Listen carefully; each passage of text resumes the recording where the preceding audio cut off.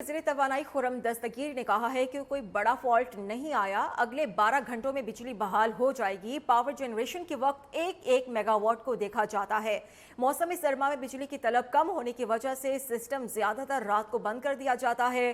सुबह एक एक करके सिस्टम को दोबारा से ऑन किया जाता है। आज सुबह 7 बजे के करीब जब सिस्टम ऑन किया जा रहा था तो जामशोरों और दादू के दरमियान फ्रिक्वेंसी कम होने की वजह से पावर ब्रेकडाउन हुआ।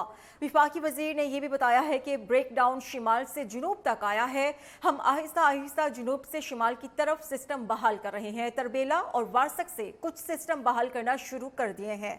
विफाकी वज़ीर तवानाई खुर्रम दस्तगीर ने कहा है कि कोई बड़ा फॉल्ट नहीं आया, अगले 12 घंटों में बिजली बहाल हो जाएगी। पावर जनरेशन के वक्त एक एक मेगावाट को देखा जाता है। मौसम सरमा में बिजली की तलब कम होने की वजह से सिस्टम ज्यादातर रात को बंद कर दिया जाता है और सुबह एक एक करके इस सिस्टम को दोबारा से ऑन किया जाता है।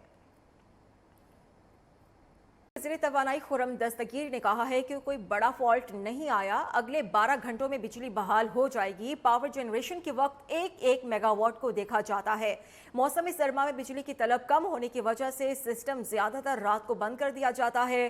सुबह एक एक करके सिस्टम को दोबारा से ऑन किया जाता है। आज सुबह 7 बजे के करीब जब सिस्टम ऑन किया जा रहा था तो जामशोरों और दादू के दरमियान फ्रिक्वेंसी कम होने की वजह से पावर ब्रेकडाउन हुआ।